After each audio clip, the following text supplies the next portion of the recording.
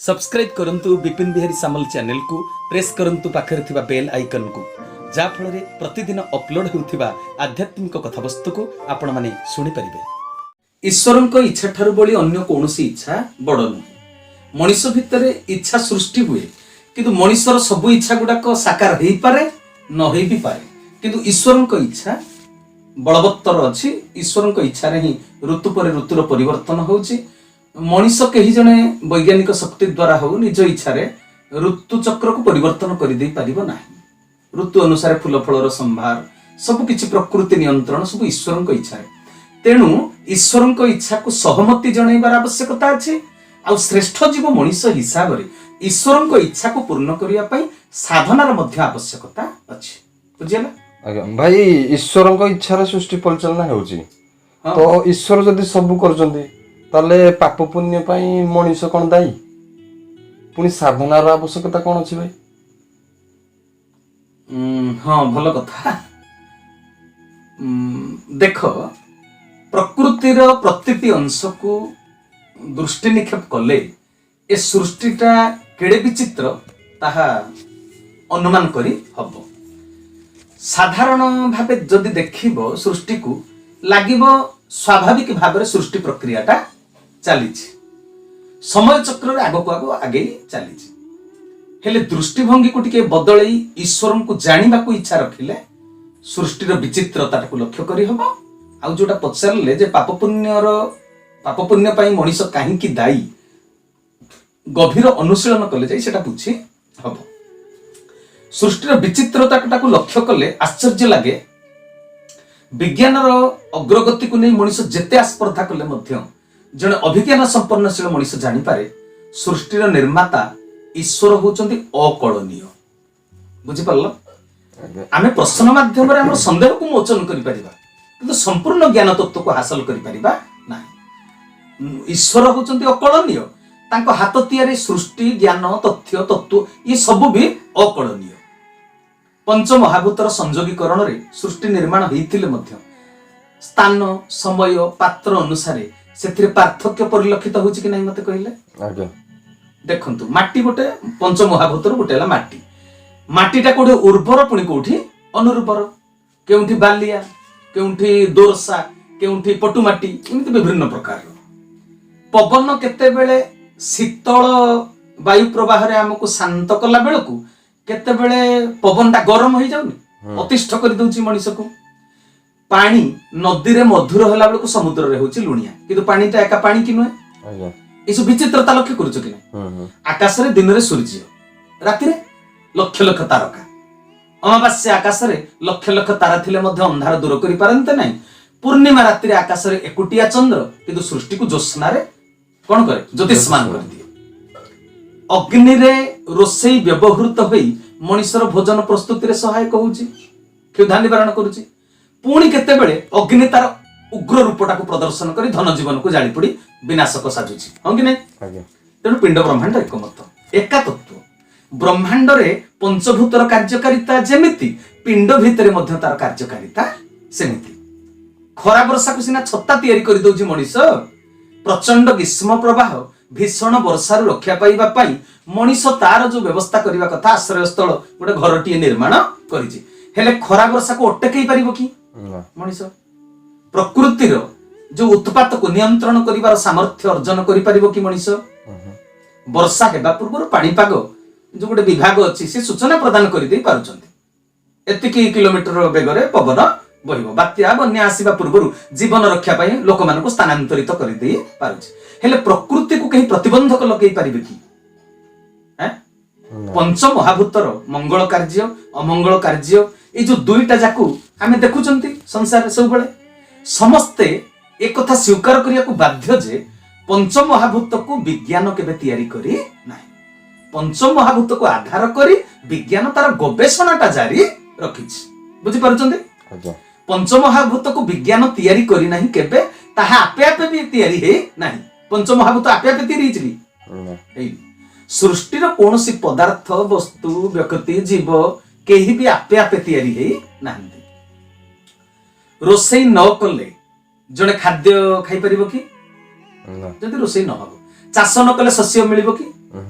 ତେଣୁ ଆମକୁ ଯାହା ସ୍ୱୟଂଚାଳିତ ପ୍ରକ୍ରିୟା ବୋଲି ଏ ପ୍ରକୃତିକୁ ଦେଖିକିରି ଲାଗୁଛି ତାର କର୍ତ୍ତା ଅଦୃଶ୍ୟରେ ଥିବାରୁ ଆମେ ତାକୁ ଜାଣିପାରୁ ନାହାନ୍ତି, ଦେଖିପାରୁ ନାହାନ୍ତି।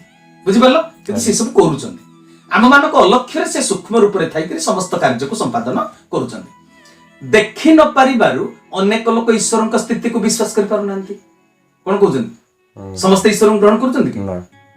ଆମ ଜେଜେବାପା ଜେଜେମାକୁ ଆମେ ଦେଖିନାହାନ୍ତି, ତଥାପି ସେମାନେ ଥିଲେ ନା ଥିଲେନି? ଥିଲେ। ସେ ଯଦି ନଥାନ୍ତେ ଆମ ବଂଶବୃକ୍ଷଟା ମୋ ପର୍ଯ୍ୟନ୍ତ ଲମ୍ବି ଆସି ପାରିଥାନ୍ତା କି? ତେଣୁ ସୃଷ୍ଟି ବର୍ତ୍ତମାନର ସଭ୍ୟତାରେ ଏମିତି ପହଞ୍ଚିଛି, ଯଦି ପହଞ୍ଚିଛି ଆଜି 21 ଶତାବ୍ଦୀରେ, ତା ପୂର୍ବରୁ ଅନେକ ବର୍ଷ ବିତିଛି ଯାର ଗଣନା କୌଣସି ସମୟର ସୂଚକ ଦ୍ୱାରା ପ୍ରଦାନ କରାଯାଇ ନାହିଁ। ବୁଝିପାରୁଛନ୍ତି ନା? ତେଣୁ ଏ ପର୍ଯ୍ୟନ୍ତ ସଭ୍ୟତା ଆସିଛି ମାନେ ତାର ଗୋଟେ ଆରମ୍ଭ ବିନ୍ଦୁ କୋଉଠି ଥିବ ନା ଥିବନି? ଥିବ ନିଶ୍ଚିନ୍ତ। ଯାର ଆରମ୍ଭ ତାର ଶେଷ ହୁଏ, ପ୍ରଳୟ ତେଣୁ ହେଇଯାଏ।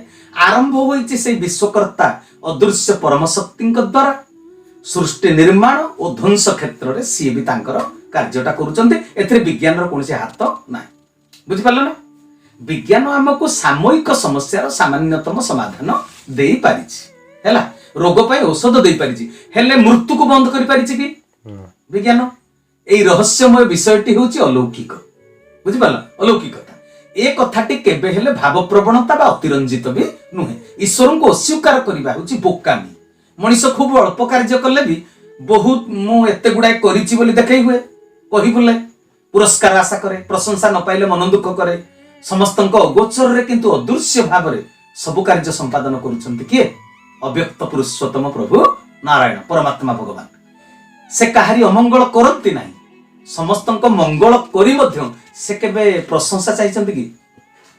ଆମେ ଆମ ତରଫରୁ ତାଙ୍କର ସ୍ତୁତିଗାନ କରୁଛେ ନା, ଆଉ ସିଏ ଚାହିଁଛନ୍ତି କି?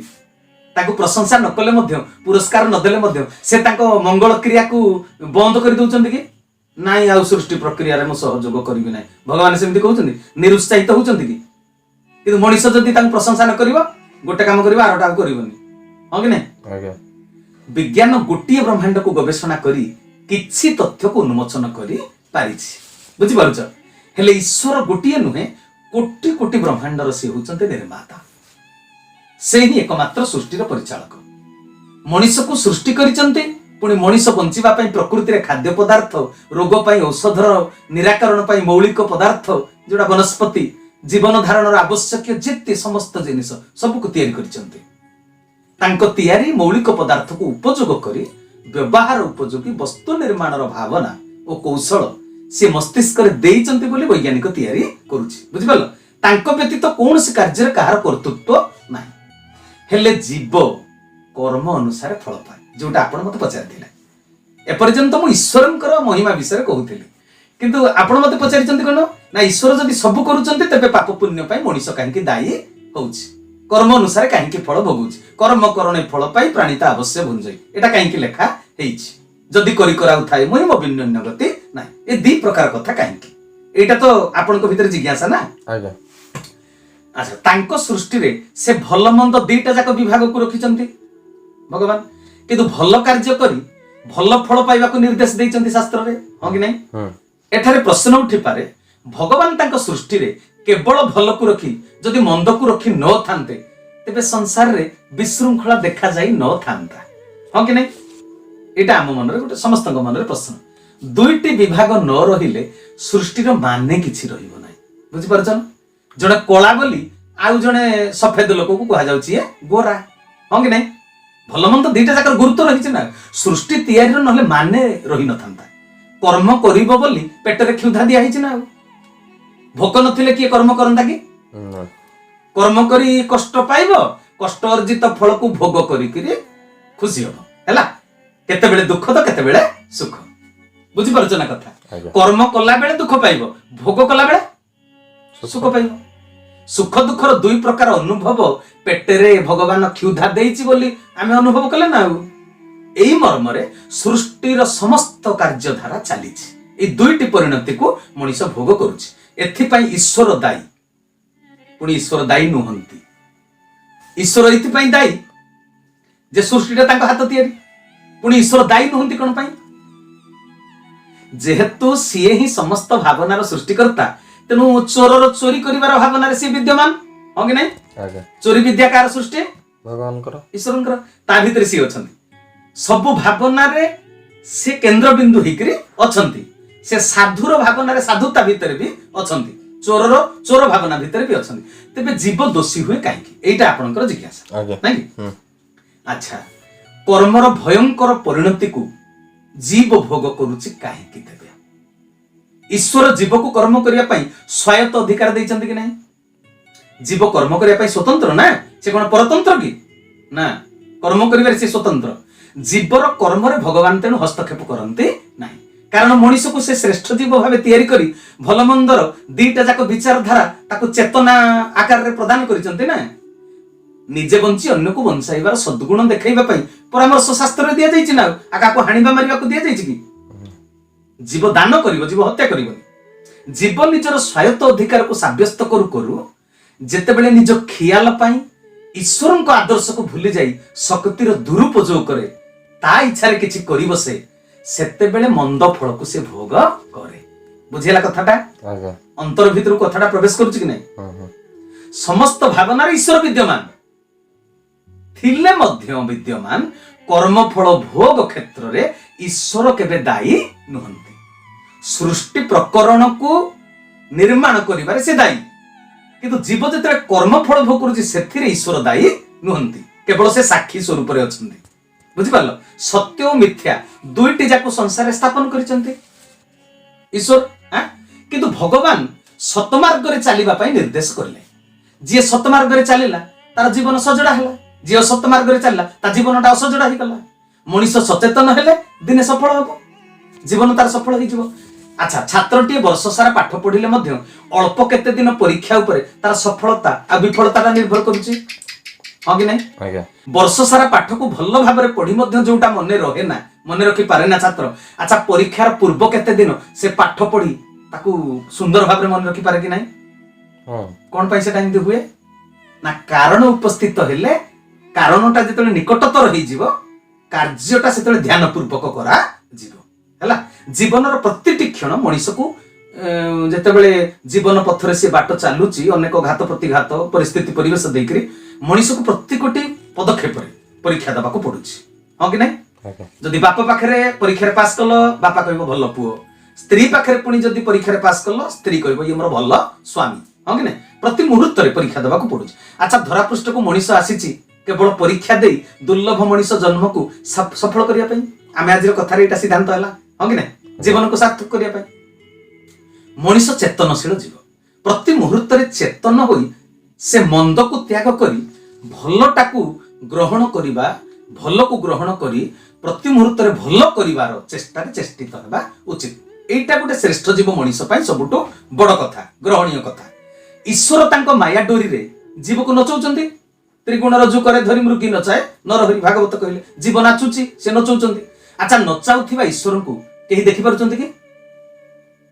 ଈଶ୍ୱରଙ୍କୁ କେହି ଦେଖିପାରୁଛନ୍ତି କି? ସମସ୍ତେ ଦେଖୁଛନ୍ତି କାହାକୁ? ନାଚୁଥିବା ଜୀବକୁ ନା? ଆମ ସଂସାରରେ ଏପଟ ସେପଟ ହଉଥିବା ଜୀବକୁ ଆମେ ଦେଖୁଛନ୍ତି, କିନ୍ତୁ ନଚଉଥିବା ଈଶ୍ୱରଙ୍କୁ ଆମେ ଦେଖିପାରୁଛନ୍ତି କି? ତେବେ ଭଲ ମନ୍ଦର ପରିଣତି ଜୀବ କଣ ପାଇଁ ଭୋଗୁଛି ଏଥର ବୁଝିପାରିଲ? ଯିଏ ଏପଟ ସେପଟ ହଉଛି ତା ଗୋଡକୁ କଷ୍ଟ ହବ ନା ଈଶ୍ୱରଙ୍କୁ କଷ୍ଟ ହବ? ନିର୍ଜୀବ କଣ୍ଢେଇ ସିନା କେବଳ ନଚାଳିର ନଚେଇବା ଅନୁସାରେ ନାଚେ, ଡୋରିକୁ ନଚାଳି ଯେମିତି ଟାଣୁଥାଏ, ଉଠଉଥାଏ, ପକଉଥାଏ, ନିର୍ଜୀବ କଣ୍ଢେଇଟା ସେମିତି ନାଚେ। ହେଲେ ଜୀବନ୍ତ ମଣିଷ ଈଶ୍ୱରଙ୍କର ପ୍ରତ୍ୟକ୍ଷ ଇଙ୍ଗିତରେ ନାଚେ ନାହିଁ। ସେ ଶାସ୍ତ୍ର ମାଧ୍ୟମରେ ଶିକ୍ଷା ଦେଇଛନ୍ତି ସେ କେମିତି ନାଚ କରିବ। ସୃଷ୍ଟିରେ ଈଶ୍ୱର ସେଥିପାଇଁ ବିଧାନ ରଖିଛନ୍ତି, ନିର୍ଦ୍ଦେଶାବଳୀ ଶାସ୍ତ୍ର ପୁରାଣ ଲେଖିଛନ୍ତି। ମାନେ ସେଇଟା ହଉଛି ତାଙ୍କର କଣ, ପାଠ କରିବା, ଡାଇଲଗ, ଚାଲିଚଳନର ନିର୍ଦ୍ଦେଶନା କୋଉଥିରେ ଲେଖା ହେଇଛି? ଶାସ୍ତ୍ରରେ। ସାଧୁ ସନ୍ଥଙ୍କ ଦ୍ୱାରା ପରାମର୍ଶ କ୍ରମରେ ଆଚରଣ କେମିତି ହବ ସେଇଟା ମଧ୍ୟ ଦର୍ଶାଇ ଦିଆଯାଏ। ଆଚ୍ଛା, ଷ୍ଟେଜକୁ ଯିବା ପୂର୍ବରୁ ନିର୍ଦ୍ଦେଶନା ଦିଆ ସରିଛି, ହଁ କି ନାଇଁ? ଷ୍ଟେଜରେ ଶୋ ପ୍ଲେ ହେଉଥିଲା ବେଳେ ନିର୍ଦ୍ଦେଶକ ପୁଣି ଯାଇକି କଣ ବତେଇବ କି? ବେଳେ ବେଳେ ତଳେ ଥାଇକି ପ୍ରମ୍ପଟିଂ କରାଯାଏ, ହଁ କି ନାଇଁ? ଆଚ୍ଛା, ଷ୍ଟେଜରେ ପୁଣି ନିର୍ଦ୍ଦେଶନା ଦିଆଯିବ କି? ସେଟା ପ୍ଲେ, ସେଟା ଶୋ ହଉଛି। ତେଣୁ ଅଭିନେତା ଅଭିନେତ୍ରୀ ସେଠି ନିଜର ଦକ୍ଷତା ଅନୁସାରେ ଅଭିନୟ କରିବେ। ହେଲା, ଏ ପୃଥିବୀ ରଙ୍ଗମଞ୍ଚରେ ଜୀବ ବାସ୍ତବ ଅଭିନୟ କରି ଯୋଉ ସ୍ୱତନ୍ତ୍ର କର୍ମରେ ପ୍ରବୃତ୍ତ ହେବ, ସେ କର୍ମ କରିବାରେ ତାକୁ ସ୍ୱତନ୍ତ୍ର କରିଦେଇଛନ୍ତି ଈଶ୍ୱର। ମଣିଷ ତ ନିର୍ଜୀବ କଣ୍ଢେଇ ପରି ନୁହେଁ ନା, ସେ ଜୀବନ୍ତ। से स्वतंत्र होई जेहेतु निज इच्छा कर्म करे तेणु कर्म अनुଯାयी फलटा भोग करे बुझीला तेबे जीव दायी ना ईश्वर दायी कर्म पई जीव ताकू कर्म करिया पई स्वतंत्र काहेकि करा जायछि ना कार्यक्षम हेबा पई ताकू विद्या बुद्धि विवेक चेतना एगुडा सब दिया जायछि ना आमे कुंडा तुराणी न देले गाई खाई परिबो नाही बुझी परछन्ते किंतु मनीष को घरर गृहिणी को आउ किए जने रोषे करी खाइबो दबो कि निजे से निजे रोषे करी खाइबो ना मनीष भीतर विद्या बुद्धि चेतना दिया जायछि विद्या बुद्धि विवेक निज भीतर चिरस्थायी करिबा पई साधना दरकार बुझी परछ ना कथा हला एठी जो विद्या बुद्धि चेतना आम भीतर ईश्वर देइचंदी मु ताको स्थायी केमिति करिबि मु हत ज्ञान केमिति हबिनी हत बुद्धि केमिति हेबिनी मो भीतर विद्या बुद्धि सत चेतना केमिति नष्ट न होई जीव ताको केमिति मु स्थायी करी चिरंतन करी मो भीतर रखी परिबि स्थितिवान करी शरीर आ मन को सुस्थ सबल रखिया पई सजाडी रखिया पई उपाय होउची साधना सेति पई कहले दुर्लभ नरकलेबर नरक निस्तारण द्वारा काउ कोइली छेली मेंढा के साधना करि परिबेनी कि सत्संग करिबेनी कि नाम कीर्तन करिबेनी अष्टप्रहरी जाग यज्ञ करि परिबेनी मनुष्य करिबे ईश्वर सब करूचंदी ए कथा सत्य किंतु जीव अनायत नुहे कंढेईटा नचालीर आयतरे किंतु जीव सचेतन जीव जीवंत मनुष्य ये अनायत नुहे निजको से आयत्तरे रखी प्रतिटी पदक्षेप सचेतन होई ईश्वरंक कर्म पई देइथिबा निर्देशना को आमे कर्म करिया पई ईश्वर जो निर्देशना देइ ताको मन ने रखी करी आत्म संयमी हेई करी निजको सजाडी नेबा उचित चेष्टा कर कर जदि विफलता मिलिला ताहा ईश्वरंकर इच्छा बोले ईश्वरंक इच्छा सेटा कार्यकारी होउछि बोली बुझिबा को पड़िबो बुझिला चेष्टा न करी ईश्वरंक इच्छा बोली भाबी नबा आलस्य मनोवृत्ति ईश्वरंक निर्देशना रे नथिबा आचरण को जदि तुम ख्याल रे करिवो मन इच्छा डायलॉग मारिवो मन इच्छा स्वेच्छाचारिता सेटा को कुआ जीवो सेटा ईश्वरंक इच्छा बोली कुआ जीवो नाही सेतिरे पुरस्कार मिलिबनी डायरेक्टर रागी जीवो बुझि परछ ना रोग हेले रोगी को डाक्तरखाना नेबा एटा होची हमर कर्तव्य किंतु रोगी भल हेई घर को फेरिबो कि मृत्युवरण करी मशाणी के जीवो सेटा हम इच्छा भीतर अछि कि सेटा माने तार कैलकुलेशन हम करि परिबो कि प्रेडिक्शन दे परिबो कि समान प्रकार रोगी दुई जन डाक्तरखाना को गले उभय को समान प्रकार रोग होइछि डाक्तर समान प्रकार औषध दे कि समान प्रकार समय दे ताको चिकित्सा करले किंतु हेला कोन परिणतिटा जणे आरोग्य होई घर को फेरले आउ जणे मृत्युवरण करी मशाणी के गले एथि पई जदि डाक्तर को दोषी साब्यस्त करा जाए तबे भूल होबना ठीक हेबो भूल होबनी ईश्वरन को आज्ञाकारी काल जण को छाडी देला आउ जण को ग्रास कला जो दी जण डाक्तरखाना जाइतिले म ईश्वर जेहेतु सब करूचंती तेणु ए घटना पाई ईश्वर मध्य दायी हेले ईश्वर को दोष देई हबो ना दुई जण जाक रोगींकर धर्म कर्मर परिणति भाग्य सब लिपिबद्ध होई रहिछि अच्छा उभयंकर कर्म धर्म कोन समान की निश्वास प्रश्वासर गणना समान की आयुषर परिसीमा समय सीमा कोन समान की तेबे जीव ईश्वरक इच्छा रे जन्म ग्रहण करिछि ईश्वरक इच्छा रे मृत्युवरण करूछि जन्मर मृत्यु पर्यंत मनुष्य द्वारा जहाँ कर्म संपादित हो पारिबो जेतिकी निर्दिष्ट संख्यक कर्मर तालिका ईश्वर ता द्वारा प्रस्तुत कर रखिछन्ति केवल से सही कर्म करिवो बुझि पारले ना तेणु कहा जायछि ईश्वरक इच्छा बिना अन्य गति नाही तेणु ईश्वरक कर्मर नियंता बोली कहा जायछि आहुरी सरल कर देले आपण कथाटा बुझि परिबे जने कर्मचारी गोटी ऑफिस रे कार्य करूछन्ति से केउ केउ कर्म करिवे तार गोटे तालिका अछि कि नाही अछि कि नाही ऑफिस रे से परिबा चाष करिवे कि ऑफिस रे तांको पई जेतोटी निर्दिष्ट कर्म करिवार स्वीकृति अछि से सेतिकी करिवे तबे से कर्म हमरो लिपिबद्ध होई कि रहिछि व्यवस्था भीतर सेटा अछि तबे व्यवस्था भीतर जहा अछि से सेतिकी कर्म करिवे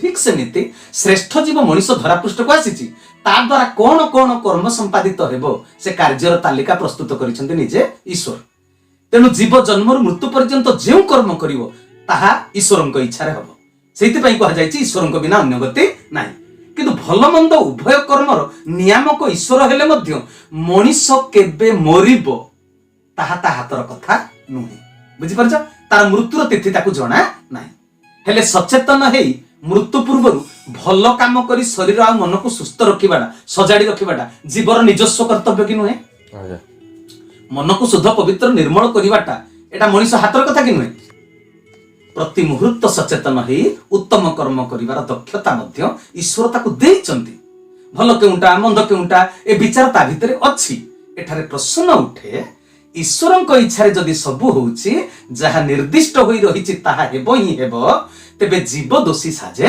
କାହିଁକି? ବୁଝିପାରିଲ ନା? ବାରମ୍ବାର ଏ କଥାର ପ୍ରଶ୍ନ। କର୍ମର ଫଳ ସେ ଭୋଗ କରୁଛି ହେଲା, ଯନ୍ତ୍ରଣା ପାଏ କାହିଁକି? ଅଶାନ୍ତି ଭୋଗ ମଣିଷ କରେ କାହିଁକି? ଖାଦ୍ୟ ଖାଇ ବଞ୍ଚିବା ପାଇଁ ଈଶ୍ୱର ସୃଷ୍ଟିରେ ସବୁ ଜିନିଷକୁ ଖଞ୍ଜା କରି ରଖିଦେଇଛନ୍ତି। ବଞ୍ଚିବା ପାଇଁ ଈଶ୍ୱର ଜୀବକୁ ଖାଦ୍ୟ ପ୍ରସ୍ତୁତ ନିଜେ ରୋଷେଇ କରିକି ଖାଦ୍ୟ ପ୍ରସ୍ତୁତ କରିକି ଦେବେ କି? ମଣିଷକୁ ଖାଦ୍ୟ ପ୍ରସ୍ତୁତ କରିବାକୁ ପଡିବ। ତାକୁ ମଣିଷ ଆଗ୍ରହ ପୂର୍ବକ ସଚେତନ ହୋଇ ଖାଦ୍ୟ ପ୍ରସ୍ତୁତ କରିବା ଦରକାର ହେଲା। କେଉଁ କେଉଁ ଆଇଟମ ତିଆରି ହବ ଏଟା ଈଶ୍ୱର ନିର୍ଦ୍ଧାରଣ କରିବେ ନା ଜୀବ ଯିଏ ଖାଇବ? ବୁଝିପାରୁଛ ନା? ଆଉ ଗୋଟିଏ କଥା, ଯେତେ ସଚେତନ ହୋଇ ରୋଷେଇ କଲେ ମଧ୍ୟ ସବୁଥର ସମାନ ପ୍ରକାର ଟେଷ୍ଟ ହବ? ସେ ଗୋଟେ ପ୍ରକାର ଆଇଟମ ରୁ, ସେ ଗୋଟେ ପ୍ରକାର ତେଲ ମସଲା, ସେ ଗୋଟେ ପ୍ରକାର ହାଣ୍ଡି ଡେକିଚି, ସବୁ ଗୋଟିଏ ପ୍ରକାର, ଏକା ଟେଷ୍ଟ ହବ? ଦିଥର ଯାକ ତରକାରୀଟା ନାଇଁ, ରୋଷେଇରେ କର୍ତ୍ତୃତ୍ୱ ଅଛି, ସେ କର୍ମ କରିବ। ସ୍ୱାଦରେ ଜୀବର କର୍ତ୍ତୃତ୍ୱ ନାହିଁ। ସବୁଥର ଖାଦ୍ୟ ସ୍ୱାଦିଷ୍ଟ ହେଇପାରେ, ମାତ୍ର ସମାନ ସ୍ୱାଦ ହେବ ନାହିଁ ଜଣେ ମଣିଷ ରୋଷେଇ କଲେ ମଧ୍ୟ। ତେଣୁ ଈଶ୍ୱରଙ୍କର ଯାହା ଇଚ୍ଛା ତାହା ହିଁ ହୁଏ। ଗୋଟିଏ ପ୍ରକାର ତିଥି ବେଳା ନକ୍ଷତ୍ର ବାରରେ ଗୋଟିଏ ମାନେ ନିର୍ଦ୍ଦିଷ୍ଟ ମା ବାପାଙ୍କର ଗର୍ଭରେ ବିନ୍ଦୁ ସ୍ଥାପନ କରାଗଲେ ମଧ୍ୟ ଦୁଇଟି ସନ୍ତାନ ଏକାପରି ହେଇପାରିବେ କି? ପ୍ରଥମ ସନ୍ତାନଟା ଯେମିତି ଜନ୍ମ ହେଇଥିଲା ଯୋଉ ରୁଚି ଗୁଣ ସ୍ୱଭାବ, ଦ୍ୱିତୀୟ ସନ୍ତାନ ସେଇ ସ୍ୱଭାବ ପ୍ରକୃତି ପ୍ରବୃତ୍ତି ହବ? କିନ୍ତୁ ବାପା ମା ଏକା କଣ ପାଇଁ ହୁଏନି? ତିଥି ବେଳା ବାର ନକ୍ଷତ୍ର ସମାନ ହୋଇପାରେ, ଜୀବର ମାନେ ଯୋଉ ମା ବାପାଙ୍କର ସଂଯୋଗ ବେଳାରେ ମା ବାପା ଦି ଜଣ ଯାକର ମନୋବୃତ୍ତି ସମାନ ଥିବ କି? ସେ ସେଦିନ ଯୋଉ ଖାଦ୍ୟ ଖାଇଥିଲେ ଆଜି କଣ ସେଇ ଖାଦ୍ୟ ଖାଇଛନ୍ତି କି? ତାଙ୍କ ପାକସ୍ଥଳୀର ଅବସ୍ଥା କଣ ଏକା କି? ତାଙ୍କ ମସ୍ତିଷ୍କରେ ଯୋଉ ଭାବ ବୁଦ୍ଧି ବୃତ୍ତି ସବୁ ଏକା କି? ତେଣୁ କହିଲେ ବେଙ୍ଗ କହେ ବେଙ୍ଗୁଲିର ପୃଥିବୀ ଘଡି ଘଡିକେ ଆନ। এই ঘড়ি ঘড়িকে আন প্রক্রিয়া ঈশ্বরଙ୍କର হଉଛନ୍ତି স্বতন্ত্র নিজস্ব আয়তাধীন ହେଲା। ଦେଖିବେ ବେଳେ ବେଳେ ଅଳ୍ପ ଚେଷ୍ଟାରେ ବହୁତ ଭଲ କାମ ହୁଏ, ହଁ କି ନାହିଁ? କିନ୍ତୁ ଶତ ଚେଷ୍ଟା କରିକିରି ବେଳେ ବେଳେ ଭଲ କାମ ହୁଏନି, ସେଥିରେ ଫେଲ ମାରନ୍ତି। ଏହା ଈଶ୍ୱରଙ୍କ ଇଚ୍ଛା। ଏଠାରେ ପୁଣି ଜୀବର ପୂର୍ବ ଜନ୍ମର କର୍ମର ପ୍ରଭାବ ରହିଥାଏ ହେଲା। ତେଣୁ ସ୍ମରଣରେ ରଖିବେ ଈଶ୍ୱରଙ୍କ ଇଚ୍ଛାରେ ସବୁ ହେଇଥିଲେ ମଧ୍ୟ ଜୀବକୁ ସଚେତନ ହୋଇ କର୍ମ କରିବାକୁ ପଡିବ। ନଈରେ ସ୍ନାନ କଲା ବେଳେ କେଉଁଠି ଅଧିକ ଜଳରେ ଗଣ୍ଡ ଅଛି ମାନେ ଗଭୀର, କୋଉଠି ଅଳ୍ପ ପାଣି, ତାକୁ ଜାଣିବାକୁ ପଡିବ ନା। ଯେହେତୁ ଈଶ୍ୱରଙ୍କ ଇଚ୍ଛା ପୂର୍ଣ୍ଣ କରିବା ଜୀବର ଲକ୍ଷ୍ୟ, ତେଣୁ ନିଜ ଜୀବନକୁ ସୁରକ୍ଷା ଦେବାଟା କାର ଦାୟିତ୍ୱ? ଜୀବର। କେହି କେବେ ଭାବେ କି ସ୍ନାନ କରୁ କରୁ ଘରକୁ ଫେଲିଲେ ଚଳିବ, ନହେଲେ ସ୍ନାନ କରୁ କରୁ ନଈରେ ବୁଡି ଯାଇ ମରିଗଲେ ବି ଚଳିବ, ଏମିତି କେହି ଜଣେ ଭାବେ କି? ଯଦିଓ ମଣିଷ ଦିନେ ନା ଦିନେ ମରିବ, ମରିବାର କେହି କେବେ ବାଞ୍ଛା କରନ୍ତି ନାହିଁ ହେଲା। ମନୁଷ୍ୟ ଜନ୍ମ ଦୁର୍ଲଭ। ଈଶ୍ୱରଙ୍କ ଉଦ୍ଦେଶ୍ୟ ପୂର୍ଣ୍ଣ କରିବା ପାଇଁ, ଜଗତର କଲ୍ୟାଣ ପାଇଁ ବଞ୍ଚିବାକୁ ହେବ ଏବଂ ସଫଳତା ପାଇବା ପାଇଁ ଈଶ୍ୱରଙ୍କର ନିର୍ଦ୍ଦେଶିତ ଶାସ୍ତ୍ର ଅନୁମୋଦିତ ଉତ୍ତମ କର୍ମ କରିବାକୁ ପଡିବ ହେଲା।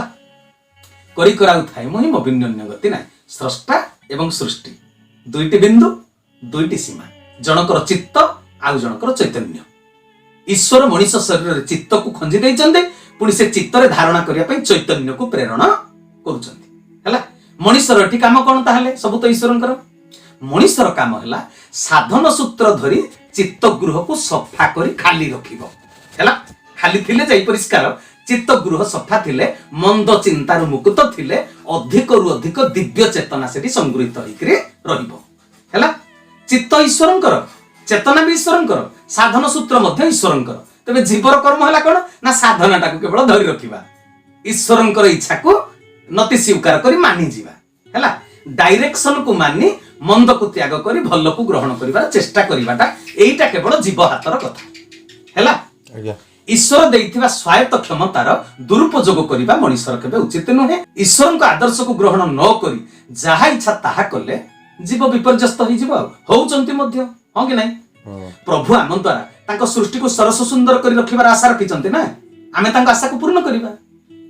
ଆମ ବିନା ସେ ସର୍ବଶକ୍ତିମାନ ହେଇଥିଲେ ବି ମର୍ତ୍ତ୍ୟର ସମସ୍ତ କାର୍ଯ୍ୟକୁ ସମ୍ପାଦନ କରିବେ କି ଏକ ଈଶ୍ୱର? ତାଙ୍କ ଇଚ୍ଛା ପୂର୍ତ୍ତିର ଆମେ ମାନେ ହଉଛନ୍ତି ମାଧ୍ୟମ ହେଲା। ମାଧ୍ୟମ ଯଦି ସଜଡା ହୋଇ ନଥିବ, ତେବେ କଲା ବାଲା କିଛି କରିପାରିବ? ବାପା ତାର ଝିଅକୁ ବାହାଘର କରିବ, ଟଙ୍କା ସିନା ଖର୍ଚ୍ଚ କରିବ, ହେଲେ ବାପା ଭୋଜି ଭାତ ପାଇଁ ରୋଷେଇ କରିବ କି? ବେଦୀ ସଜେଇବ କି ବାପା? ବହୁତ ଲୋକଙ୍କ ମାଧ୍ୟମରେ ତାର କାମଟା ହଉଛି ନା, ଟେଣ୍ଟ ଲାଇଟ୍ ଠୁ ଆରମ୍ଭ କରି ବହୁତ କଥା। ଯଦି ମାଧ୍ୟମ ଗୁଡିକ ଠିକ ନଥିବେ, जो माने माध्यम साजिले से ठका ठकी करिवे तबे रोसई भल हबनी टेंट भल सब गुडाक असुंदर हो ना सरस सुंदर हो पारिबनी तेणु आमे होचे ठाकुरंकर इच्छा पूर्तिर माध्यम हैला ए संसार रे जीव को माध्यम करी एटा मोर मने पड़ी गला ठाकुर लिखिचंती म चरम रे कैबल्य कणिका रे कथाटा अछि ए संसार रे जीव को माध्यम करी भगवान सब किछि करूचंती माया को धरी परम ब्रह्मंकर एहा ही कर्म पद्धति जदि भगवान सब करूचंती बा जीव द्वारा करौचंती तेबे जीव को नाना उपदेश दे नीति नियम बशवर्ती हेबा पई कर्मयोग अभ्यास करबा पई देइचंती पुनी काहेकि यार कारण होउची जीवन काल मध्य जीव नीति नियम मानि कर्मयोग अभ्यास करि परिवार शक्ति परम ब्रह्म जीव मध्य जन्म बेलरू देइचंती तेनु तांको माध्यम को सजाडी रखुचंती एटा ठाकुर केते बड़ तत्वटे या भीतर लिखि देले